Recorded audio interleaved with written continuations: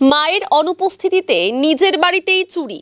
অভিযুক্ত মেয়ে ও চুরির সোনা কেনার অভিযোগে সোনার দোকানের মালিককে গ্রেফতার করল প্রধাননগর থানার পুলিশ। ঘটনাটি ঘটেছে পঞ্চনই ব্রিজের কাছে অগম সিং নগরে। দুই অভিযুক্তের নাম মুস্কান গুরুং এবং উৎকর্ষ সোনি।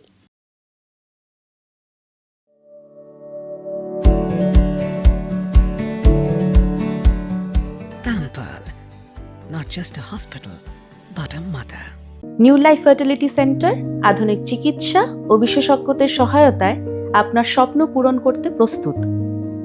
নতুন জীবনের স্বপ্ন সত্যি করতে আজই যোগাযোগ করুন। নতুন জীবনের সূচনা এখানেই। জানা গিয়েছে গত 26শে মে অগম সিং নগরের বাসিন্দা মঞ্জু গুরুংকে শারীরিক অসুস্থতার জন্য শিলিগুড়ির একটি বেসরকারি হাসপাতালে ভর্তি করা হয়। সুস্থ হওয়ার পর 30শে মে তাকে ছুটি দেওয়া হয়।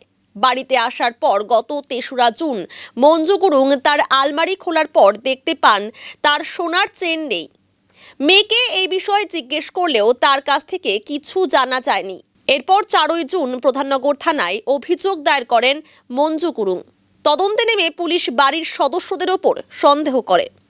এরপর হঠাৎই মঞ্জু গুরুংয়ের মেয়ে উধাও হয়ে যায়।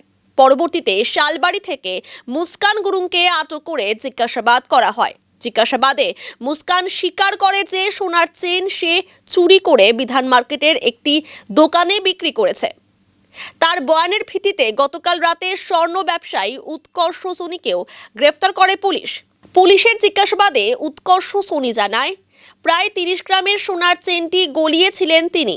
পুলিশ সেই গলানো সোনা উদ্ধার করেছে, যার ওজন প্রায় 25 গ্রাম।